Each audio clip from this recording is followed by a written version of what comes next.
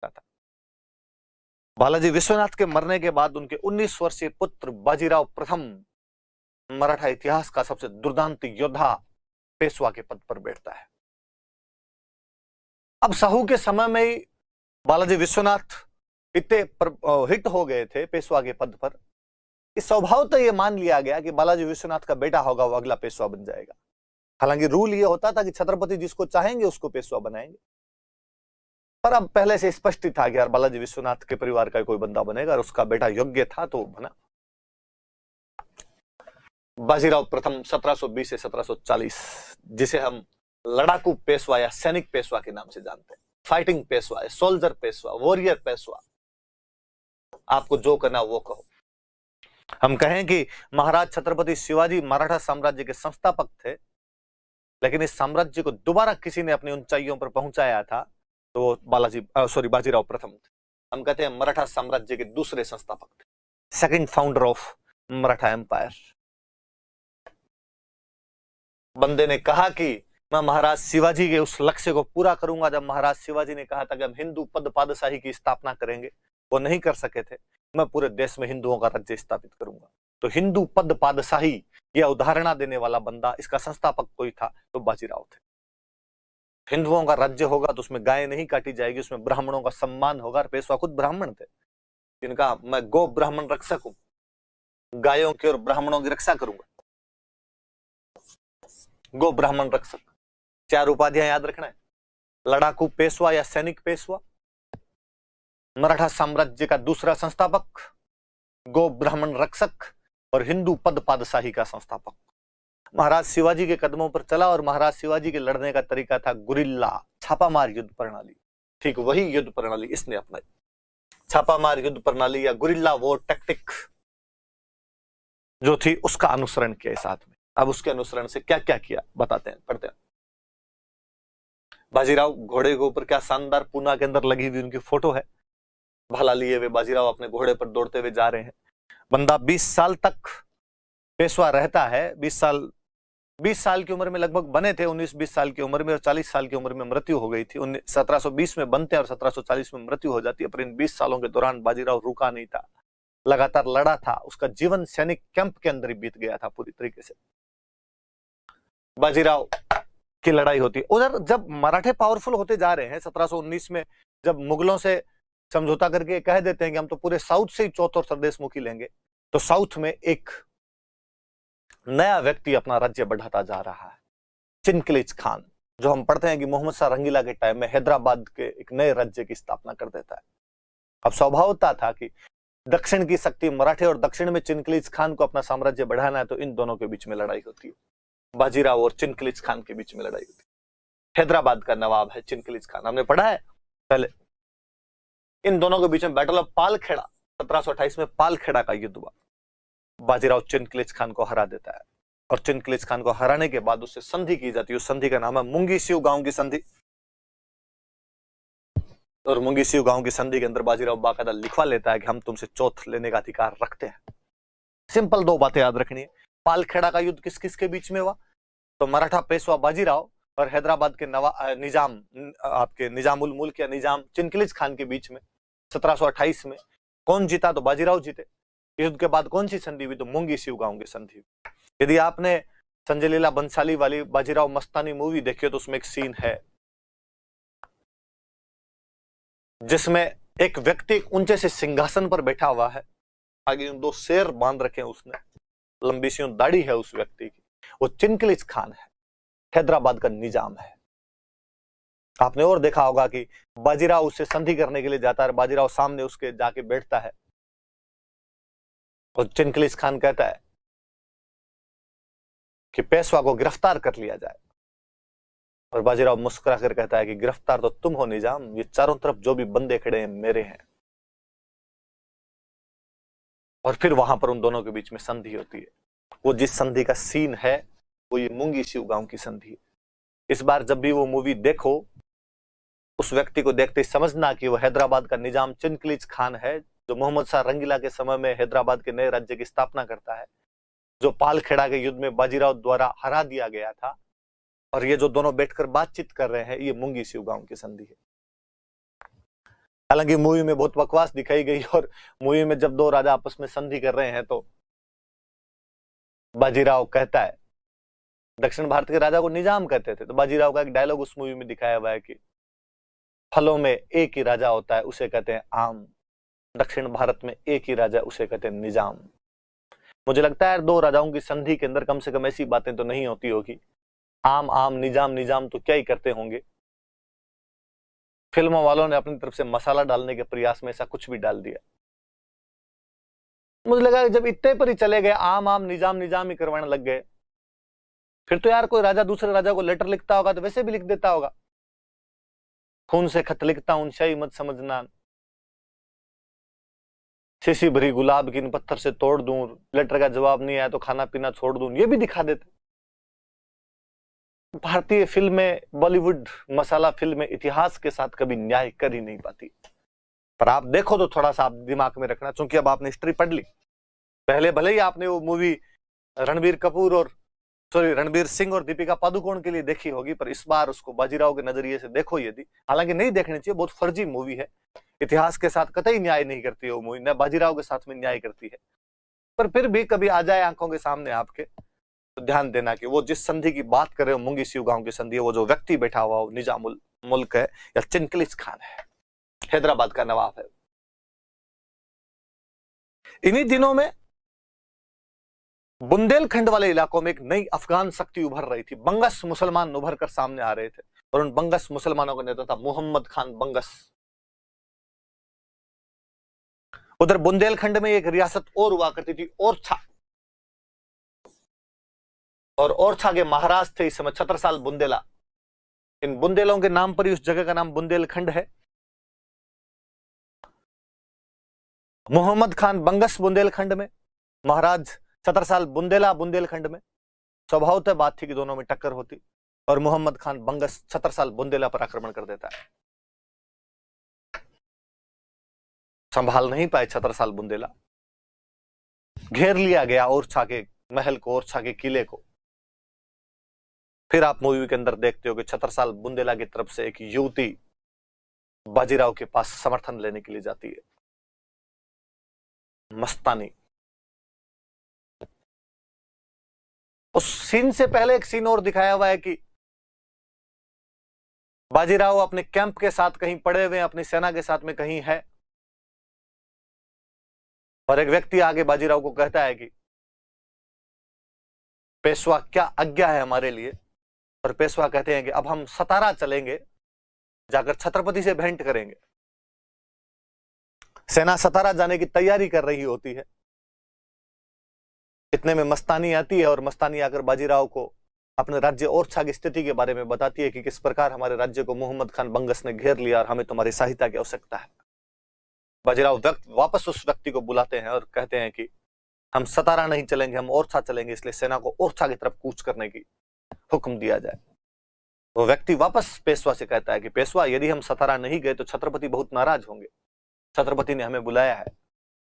पेशवा बाजीराव कहता है कि नहीं, जब छत्रपति साहू जी महाराज इस बात को सुनेंगे कि एक हिंदू ने दूसरे हिंदू की सहायता की तो बेहद राजी होंगे। फिल्मकार उस डायलॉग को सही से दिखा नहीं पाया, बाकी वो डायलॉग बाजीराव के उसी कथन को प्रतिबिंबित करता है जब वो कहता है कि मैं हिंदू पद बादशाही की स्थापना करूंगा, कि हमें हिंदुओं का राज्य स्थापित करना है, इसमें एक हिंदू की सहायता करनी चाहिए। छत्रसाल बुंदेला लड़ रहा है तो हमें उसके पक्ष में जाना चाहिए। उस मूवी में फिर एक सीन है कि रथ पर बैठा हुआ एक व्यक्ति कहता है कि अब किले की तरफ से आक्रमण की तमाम संभावनाएं समाप्त हो गई, अब किले पर हम आक्रमण करेंगे। इतने में दूर घोड़ों की टापें आती हुई दिखाई देती है और धूल उड़ती हुई दिखाई देती है। बाजीराव बल्लाल अपनी सेना के साथ वहां आ गया था, मोहम्मद खान बंगस को चपले हाथ में लेकर भागने पर उसने मजबूर कर दिया था। और छत्रसाल बुंदेला की किसके खिलाफ सहायता करता है? मोहम्मद खान बंगस के खिलाफ। छत्रसाल बुंदेला कहां के राजा थे? ओरछा। महाराज छत्रसाल बुंदेला इस बात से बहुत राजी हुए, धन्यवाद दिया उन्होंने बाजीराव को, कहा बाजीराव आज एक हिंदू ने आकर हिंदू की रक्षा की है, सहायता की है, मैं इस बात से बेहद राजी हुआ हूं। बाजीराव के सम्मान के अंदर एक दरबार का आयोजन किया जाता है। फिर उस मूवी में एक सीन देखते हो कि बीच में महाराज छत्रसाल बुंदेला बैठे हैं, एक तरफ पेशवा बाजीराव बल्लाल बैठे हुए हैं और साइड में एक तरफ छत्रसाल बुंदेला की रानी बैठी हुई है। दरबार में डांस का प्रोग्राम होता है, मस्तानी वहां पर डांस करती है। फिल्मकार फिर यहाँ पर एक गलती करता है कि पहले किसी सीन के अंदर वो छत्रसाल बुंदेला की बेटी के रूप में मस्तानी को दिखाता है कि मस्तानी के पिता छत्रसाल बुंदेला है, और फिर वहां पर डांस करवाता है। मुझे लगा कि दोनों में से एक बात दिखाई जानी चाहिए थी। या तो तुम यही दिखा देते कि वो छत्रसाल बुंदेला की बेटी है, भले ही वो किसी महिला से, भले ही कोई एक नाचने वाली महिला थी उससे वो बेटी हुई हो, तो यदि तुम पिता दिखा रहे हो तो डांस मत करवाते। क्योंकि भारतीय संस्कृति इतनी दूषित तो नहीं हो पाई थी कि कोई पिता किसी मेहमान के आने पर अपनी बेटी को कहे कि भाई थोड़ा मुजरा दिखा दिया जाए। मुझे लगता है फिल्म में किस प्रकार लोगों के दिमाग खराब कर सकती है कि हो सकता है आने वाले टाइम में जब इस मूवी को कोई देखेगा तो वो सोचेगा कि यार जब राजा महाराजा किसी मेहमान के आने पर अपनी बच्चियों से डांस करवाते थे, तो किम आश्चर्यम की कोई 50 साल बाद 70 साल बाद में जब कोई मेहमान आएगा तो घर का जो मुखिया होगा वो अपनी बच्ची को कहेगा कि साहब को थोड़ा डांस करके राजी किया जाए। वो डांसर की बेटी थी, डांसर ही थी, मस्तानी डांस करती है वहां पर। वो जो दृश्य है, उस दृश्य में शायद फिल्मकार जो ढंग की बात दिखानी थी वो दिखा नहीं पाया। ढंग की बात यह थी कि छत्रसाल बुंदेला बाजीराव की सहायता के बदले में उसे 4 जागीरें देते हैं जो आपकी हिस्ट्री में काम आए। मैं राजी हुआ, मैं तुम्हें मेरे राज्य की 4 जागीरों का जागीरदार बनाता हूं, मैं 4 जागीरें आपको सौंपता हूं। कौन कौन सी 4 जागीरें, नाम लिखे हुए आपके साथ, सागर, कालपी, हृदयनगर और झांसी। ये 4 क्षेत्र दिए गए। कौन कौन से देख लो आप, सागर, कालपी, हृदयनगर और झांसी। ये कालपी वही स्थान है जहां पर हमारे मेवाड़ के राणा सांगा ने प्राण त्यागे थे। झांसी, जिसको आप रानी लक्ष्मीबाई के नाम से जानते हैं, बुंदेलखंड के बीच में एक जगह है झांसी, जो किसी समय छत्रसाल बुंदेला के पास में थी, लेकिन बाद में उसने मराठा बाजीराव को दे दी थी। इसीलिए आप गीत सुनते हो कि बुंदेले हर बोलों के मुंह हमने सुनी कहानी थी, क्योंकि झांसी बुंदेलखंड का हिस्सा है। कौन कौन सी 4 जगह दी गई, सागर, कालपी, हृदयनगर और झांसी। और बाजीराव हृदयनगर लेता है, लेकिन अपना हृदय वहीं छोड़ देता है। हृदय मस्तानी ने छीन लिया था। कालांतर में मस्तानी भी बाजीराव को दे दी जाती है कि आप इसको भी लेकर जा सकते हैं। उस समय जब मुगलों का साम्राज्य ढह रहा था, तो भारत में समुद्री शक्ति के रूप में कुछ विदेशी शक्तियां उभर रही थी। हम पढ़ते हैं कि नीले पानी की नीति के तहत पुर्तगाली हिंद महासागर में अपना साम्राज्य विस्तार करते जा रहे हैं। कहते हैं एक बार पुर्तगालियों ने मराठों के कुछ जहाज पकड़ लिए कि आप हमारी टेरिटरी में, एस्तादो डी इंडिया में नहीं आ सकते, ब्लू वाटर पॉलिसी में नहीं आ सकते। बाजीराव को जब पता चला कि पुर्तगालियों की इतनी औकात हो गई कि हमारे जहाज पकड़ लिए गए, पेशवा ने कहा कि अता अम्मा जी सटक ली, तुम ऐसा नहीं कर सकते। उसने पुर्तगालियों पर हमला किया और पुर्तगालियों के 2 द्वीप छीन लिए, सालसेट और बसीन। बसीन बहुत मुख्य केंद्र था उनका। गोवा और बसीन दोनों उनके राजधानी के तहत काम किया करते थे, और बसीन उनसे छीन के ले लेता। तो पुर्तगालियों से 2 एरिया छीन लाया था ये आदमी, पुर्तगालियों को हरा देता उस युद्ध के अंदर। कौन कौन से 2 एरिया छीन लिए थे, सालसेट और बसीन। उसी प्रकार अरब सागर में एक टापू था, जंजीरा।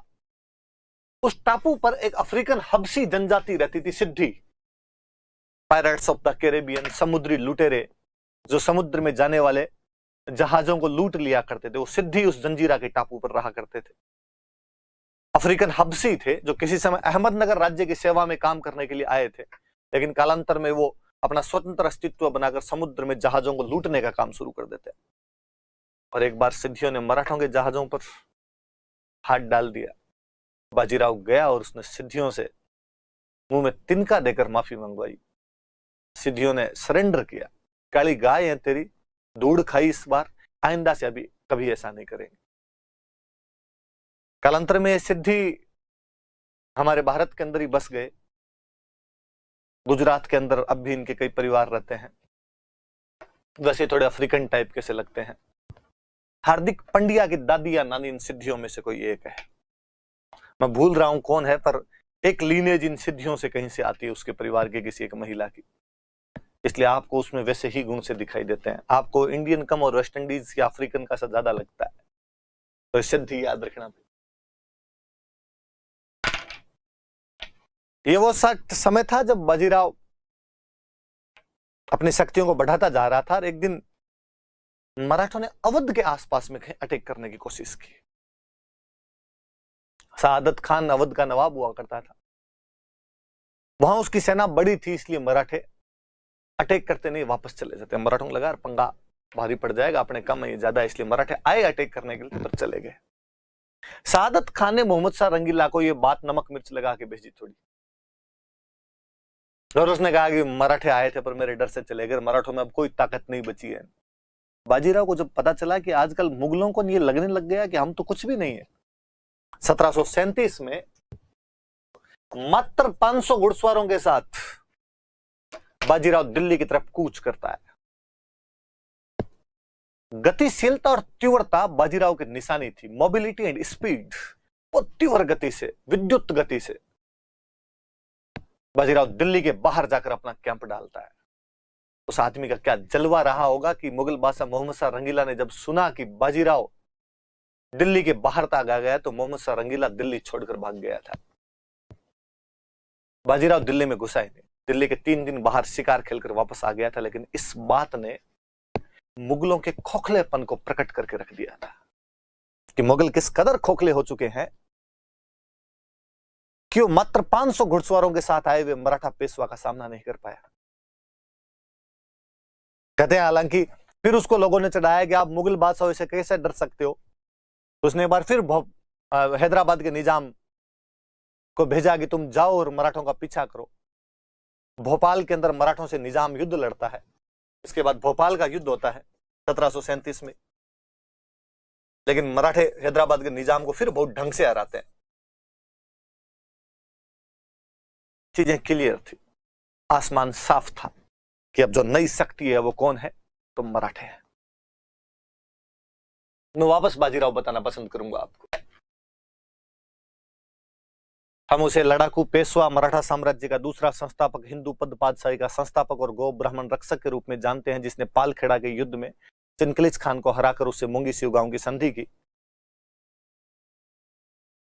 जो मोहम्मद खान बंगस के खिलाफ ओरछा के राजा छत्रपसाल बुंदेला को सहायता देता और उसे 4 जागीरें प्राप्त करता है, सागर, झांसी, हरदेनगर और कालपी, जो पुर्तगालियों से सालसेट और बसीन छीन लेता और जंजीरा के सिद्धियों को अपने नियंत्रण के अंदर लेकर आता है, जिसके 500 घुड़सवारों से डरकर मोहम्मद शाह रंगीला दिल्ली छोड़कर भाग जाता है। मोहम्मद शाह रंगीला द्वारा भेजे गए हैदराबाद के निजाम को उसने भोपाल के युद्ध में हरा दिया था।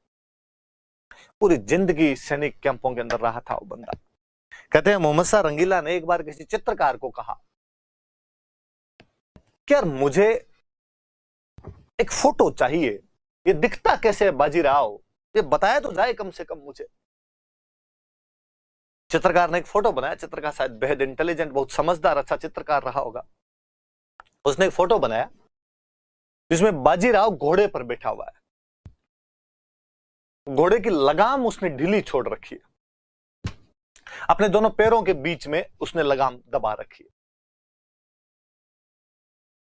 और अपने हाथ में, एक हाथ में उसने गेहूं के दाने ले रखे हैं कुछ, और दूसरे हाथ से उन दानों को मसल रहा है। उसका चेहरा थोड़ा थका हुआ सा दिखाई दे रहा है। उसके पीछे बैकग्राउंड में दिखाया हुआ है कि युद्ध समाप्त हो गया है, सूरज ढल चुका है, लोग घायलों को उठाकर लेकर जा रहे हैं। चित्रकार इस चित्र के माध्यम से बताना चाहता है कि बाजीराव ने पूरे दिन इस युद्ध में भाग लिया था। अब युद्ध जीतने के बाद जब सूरज ढल चुका है, यह युद्ध के मैदान से जा रहा है, थक चुका है, और अब इसके यह भी याद आया कि पूरे दिन लड़ाई के चक्कर में खाना भी नहीं खाया था आज, इसलिए इसके जेब में जो गेहूं के दाने कुछ रखे हुए थे वो घोड़े पर बैठा बैठा ही खा रहा है। चित्रकार और बताना चाहता है कि उस व्यक्ति को खाने पीने की चिंता नहीं थी, उसका काम युद्ध युद्ध और युद्ध था। वो सैनिक कैंप में मरने जीने वाला व्यक्ति था। सैनिक वेशभूषा ही उसकी वेशभूषा थी, वही उसका जीवन था। मिलिट्री कैंप में उसने अपना पूरा जीवन गुजार दिया था।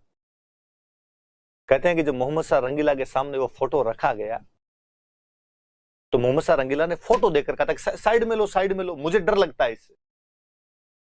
मोहम्मद शाह रंगीला उसका चित्र देखकर डर गया था। बहुत अच्छा स्टेटमेंट है। कहा जाता है कि उसने कहा था, वो छत्रपति साहू को कहता है, साहू छत्रपति, डायलॉग देखिए आप। बाजीराव ने छत्रपति साहू से कहा अब समय आ गया है कि हम विदेशियों को भारत से बाहर निकाल दें। ध्यान दीजिए इस बात पर आप, हम विदेशियों को भारत से बाहर निकाल दें। विदेशी कौन? मुगल। ये विदेशी हैं, हमारे भारत के नहीं। अब समय है कि हम इनको निकाल दें और हिंदुओं के लिए अमर कीर्ति प्राप्त कर लें। हिंदू पद पादशाही की स्थापना करें, हम कब्जा करें यहां पर। आओ हम इस पुराने वृक्ष के खोखले तने पर प्रहार करें। पुराना वृक्ष मुगल बादशाह, मुगल साम्राज्य, जिसका तना खोखला हो चुका है एकदम। पुराने वृक्ष के खोखले तने पर प्रहार करें, शाखाएं तो खुद ही गिर जाएगी। तना खोखला हो चुका है, शाखाएं वैसे ही गिरने वाली है। बीच में प्रहार किया जाए, ध्वस्त कर देंगे हम। हमारे प्रयत्नों से मराठा पताका कृष्णा नदी से अटक तक फहराने लगेगी। वास्तव में जो एग्जैक्टली हम डायलॉग ज्यादातर पढ़ते हैं वो पढ़ते हैं अटक से कटक तक। अटक का मतलब वही हुआ। अटक तो इसमें भी लिखा हुआ, देख लो आप। पाकिस्तान के अंदर अटक नाम की जगह है, वहां से लेके कटक तक, अपने उड़ीसा में कटक पड़ता है, कृष्णा नदी वाला जो इलाका था, ये तब तक वहां कृष्णा नदी तक थे। तो कई बार इस डायलॉग ऐसे भी लिखा आता है कि क्यों ना हम मराठा पताका को अटक से कटक तक फहरा दें, या इसमें एग्जैक्टली ये लाइन ये लिखी हुई थी, कृष्णा नदी से अटक तक फहरा दें। साहू रिप्लाई के अंदर कहते हैं उसको, छत्रपति है साहू, साहू कहते हैं इसको, you shell plant it beyond the Himalayas.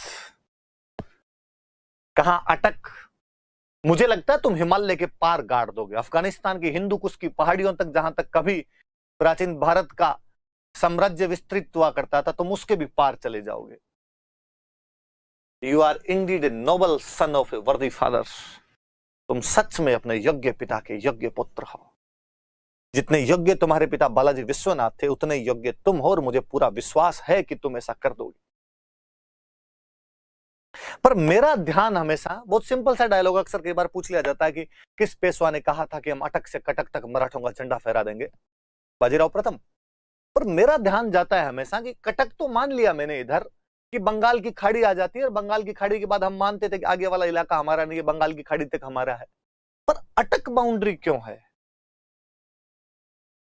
और इस अटक को केवल मराठों ने नहीं कहा है।